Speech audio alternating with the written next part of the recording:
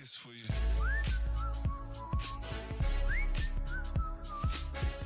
All right, welcome to the first episode of Deserted, a new series here that I'm going to be running for a bit to try and understand and answer the question of, if you saw the title, why is tech news so boring? This is something that I've been recently trying to figure out, as a lot of people have been expressing, creators and other journalists and stuff have been expressing kind of discontent and sort of boredom with a lot of the news that has been going on recently. And I thought it would be kind of interesting to go through here a variety of different scenarios and kind of explanations potentially for why that may be. I've done a little bit of this when I talked about my, Do Tech Reviews Matter video, but I thought I'd do a little bit more here in this new series where we're basically just going to be trying to take a look at a variety of different explanations and theories as to why everyone seems so disconnected and so bored with a lot of the tech news, right? If you think about, advancements and stuff, when is the last time that you really felt excited about a tech announcement? When was the last time you saw a bunch of people gathering and celebrating these new cool things that were happening, right? And even if you have to other capacity, you look at stuff like YouTube and you look at, news articles and stuff, and the amount of attention that the cool new things get versus the everything's on fire posts get, there's a very big disconnect there when that did not used to be the case. So I really kind of want to examine that and figure out, why, what were some of the reasons that news isn't as interesting anymore. And the first one here for the first episode, I want to look at a concept that is a little bit maybe counterintuitive, but it does kind of tie into the broader concept here that maybe there actually isn't a problem with the news and what it's doing. Maybe the problem is the way they're marketing it has actually become too innovative, right? So the first episode here is called Too Hype. This goes into a couple things. It talks about, guerrilla marketing and the idea that you just need to get attention, but it's also the fact of how you get attention actually does matter. So an example here, I'll just use the Wikipedia example, right? You have a image here, and it's obviously trying to get a reaction of you, right? These tend to be low effort, relatively low budget things that are just trying to get a reaction, right? That's typically how guerrilla marketing works. It doesn't necessarily need to be true, but it does need to leave some kind of imprint. In this modern landscape here, what you end up having is this kind of style, which was seen originally as cheap, but then you put it into more high budget affairs like you have with XR and AR glasses and other new emerging technologies, right? You have big bombastic, here's a coupon, here's all the stuff we've been going on, here's a massive poster, here's all the awards we have, here's all the flip flappy flu, right? Here's enhanced optics, increased clarity, oh my god, look at this stuff, look how cool the clarity is, right? And all these incredible, supposedly realistic shots of people using the device even though it looks nothing like this, right? That kind of thing. That kind of setup. And so this kind of stuff, well, you might just say it's marketing. It really is a relatively new phenomenon that we're just trying to get a reaction. We're just trying to shock you and be like, boom, here's all this stuff. Boom, here's this thing. Boom, here's that thing. It factors into things like, the older style marketing with the newer style, bombastic marketing. And it really comes down to the fact of are we hyping things up too much? And is that hype that we're generating, either through reaction or through just the marketing, the way we're doing it, is that creating a negative reaction in terms of the news, right? You may see, and I think a good example is, I mentioned it in one of the videos I did, there was that, I think it was called Leaftronics. Yeah, this thing. They were hyping this up pretty big. I believe this shouldn't have a paywall. They're hyping this up pretty big. It's basically a way to put scaffolding for electronics onto crusted leaves and use them as PCB boards instead of using typical plastic, effectively a biodegradable form of electronics. And this was being hyped up as some crazy thing that we're eventually going to be able to do and how it was going to happen and all this stuff. But really, even though it is a very cool process and a cool design, it's just in its theoretical phase, right? But everyone's hyping it up oh my god, this is going to be crazy, look at this thing, and it's one thing that I mentioned in my advancements video. But as cool as this is and as interesting as this is, if we put too much hype into it, right, and we talk about how this is the future of where electronics are going and whatever else, it nullifies the impact. If you weren't aware of this and what it is, you might be like, oh, it's a cool thing we're able to do, science and stuff, and you might disregard it. So I think there's a balance that definitely needs to be hit, but I think for the most part, most of the marketing and most of the way that things are marketed to people are not that. I picked a topic intentionally that is pretty narrow in terms of the fields that are covering it, right? National Institute of Health, Science, Tech Explorer, Sustainability, Anthropocene, Harvard, Silicon, right?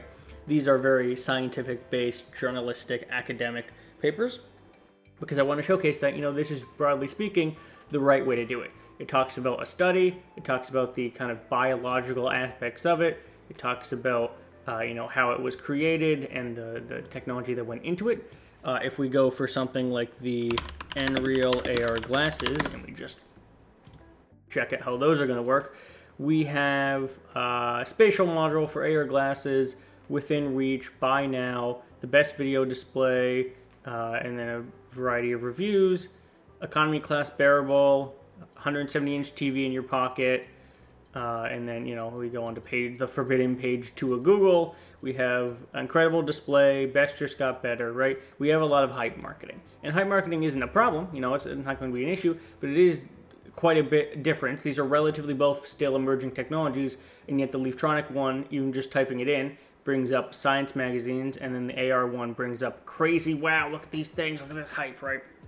And so what you effectively do and what you effectively have is just one product here, and it's functional but still first or second generation stage.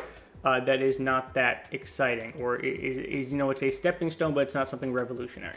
Meanwhile, every possible thing they try and do hypes this up to be the coolest thing ever. And so we get back to the idea: are we creating too much hype? Is that hype and is that marketing that we're doing, is that too much for our brains to handle? Is it effectively overstimulated on this hype and it pretty much just ignores it, right?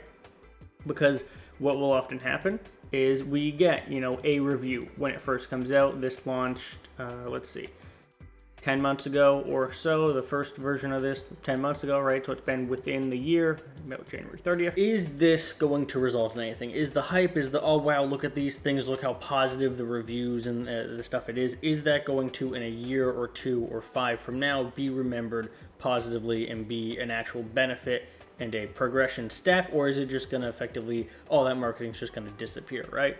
I think an easier example to see is, with the original Samsung Fold, the first one, right? This old thing, and that was like, oh wow, look, it can fold. We got this thing, plastic and all that stuff. And then a couple years later, 3 years later, as they've gone on to make other ones, pretty much all the marketing from the first Fold is overhyped. Talking about a revolution that even still 5 or 6 years later has not happened. It hasn't even been close to happening.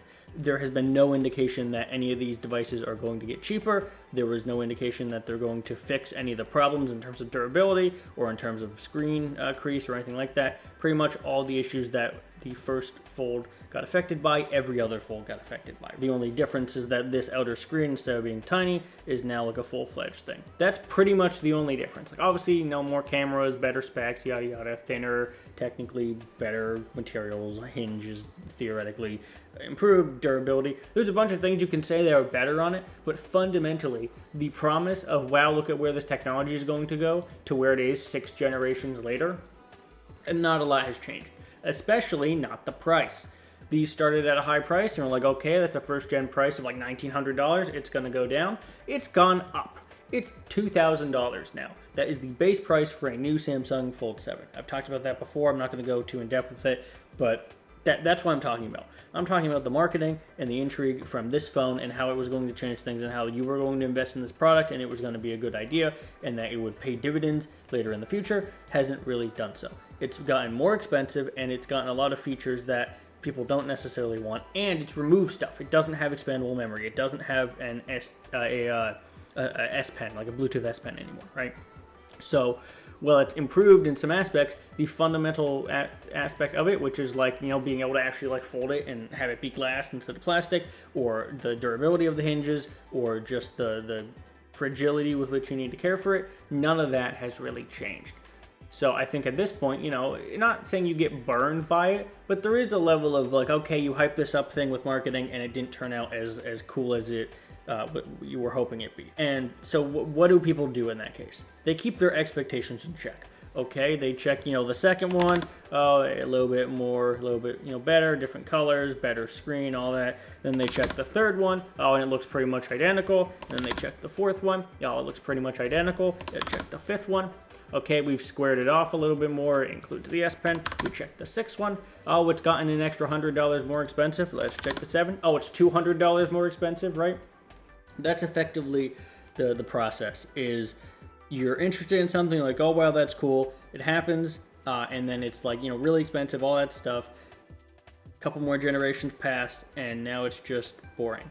And it's not boring, but like hit maturity boring, like a lot of smartphones have become. It's just boring, period. Like a Fold 7 is not a device you need because you didn't need a Fold 1, or a Fold 2, or a Fold 4, or a Fold 6, right? You don't need a Fold because you didn't buy it previously. And you definitely don't need it now because there's nothing being done now that would revolutionize the way that you would interact with this device, right? So if you determined you wanted this device, you would have already had it at this point. And so the broad consumer base is like, whatever, right? It's cool, it's neat. Even if you're a Samsung head, you're like, that's fun, but that's a lot of money, and it's not really for me. And so you get into this cycle. I think a lot of people have, and some of this is internet stuff, but a lot of it's like getting hyped for, Apple Vision Pro, right? That was one. Everyone was, understanding that it was a first-gen product and also probably not competing in the consumer level. But they look at this like, oh, wow, look how good it's doing the spatial stuff and the hand interactions, and then it's $3,500. But more importantly, it doesn't have any practical use case. It's not a HoloLens competitor. It's not a Quest competitor. It's not like a useful for enterprise data things. It's like, pretty much no actual benefit to being able to do this kind of thing, right? So it's that kind of thing. You get all hyped, wow, look at all these cool things it can do, and then none of that basically comes to fruition.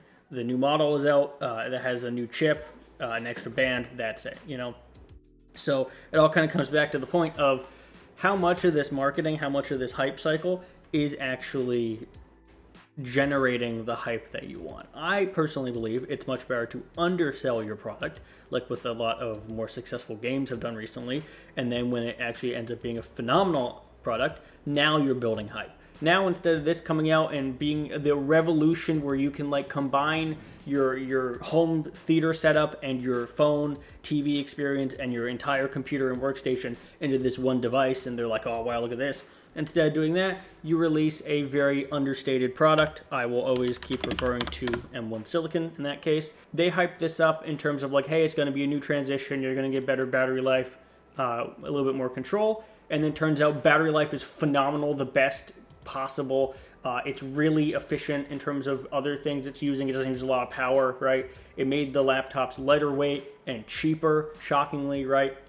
So all that pretty much combined, they were underselling the M1. What did that lead to? It led to people being pretty hyped when they released the M2 a year later, and it's another huge leap. And then it came with new laptops and a new laptop redesign, right? And this thing. And that was super hyped. And then they do M3. And, the way they stack it, even if it is a little confusing, like the brands, the way they stack these brands means that you're going to consistently get new products that are interesting and aren't just like sequential upgrades. You undersell your product at the start. Now people are hyped for M5. Why? Because the M5 chip currently is only in the most expensive Vision Pro M5. We don't know its capabilities in the iPad. You stick that thing in an iPad, and now that Apple has said the software is getting all the like cool file management stuff, now people are really hyped for it because they want to see what an M5 iPad could possibly be with all the new window management and stuff. They want to experience what that is like with the capability because you've done the work to set that up. You've set up the beginning. You're like, okay, we're going to undersell it. We're going to, hey, you can put it in a laptop. That's pretty cool. Oh, well, boom, we can put it in an iPad. Look at that. Oh, boom, we can put it in the Mac and the Mac Mini and all this stuff. And you just grow and grow. And now all of a sudden you're like a leader in the field of ARM systems, right? So you undersell the product and then you ramp it up. You're like, we can put this in this thing and this thing. It's going to work great. And the benefits that you saw on your laptop are going to work in the iPad, that kind of thing. That is, in my opinion, how marketing should generally be done, is you try your best to sell what it can do, and then you go gangbusters when that's a success. Unlike what a lot of companies do is they sell it as hard as possible right now, when they need as much money as possible, and then when it flops eventually because it can't actually do most of what they want, they go with the Samsung model, right? And it doesn't succeed, so they just keep iterating, and eventually everyone forgets about it. So that's really the first episode here, is figuring out, why are we interested in tech news? In my opinion, for episode 1, it's that we create too much hype in the products that we're interested in, and we end up resulting in this kind of self-sabotage guerrilla marketing, where you either end up successfully, in the rare case that it works, in terms of like underselling your product, but for the most part, you get into this situation where you're overhyping, you're overselling your product, and it ends up not really doing well, and then you kind of just pretend it doesn't exist for a very long time afterwards. You're seeing that again with the Fold, Samsung here, you're seeing it with Apple Vision Pro, you're seeing it with a lot of various AI products, right, as well. You're selling to the moon, and when it doesn't work, you pretty much abandon it, right? So why are we bored of tech news? It's because we tend to oversell and overhype the products, and the general consumer public isn't really interested in that. They're not interested in, the overhyped product number 554 overhyping itself and then going into obscurity to never be seen again, right? So hopefully that was interesting. Hopefully that's a decent setup here and a discussion on, at least the start of why tech news is boring. There's obviously a whole bunch of other things. I got about 14 episodes here planned to just talk about various things. I think a good start is to talk about the fact that we tend to overhype a lot of the products that we experience, right, and how that affects the system there. So if you enjoy that and want to see more of this kind of stuff and want to see more Deserted on the channel, make sure to subscribe, like, do all that stuff, and I'll see everyone in the next video.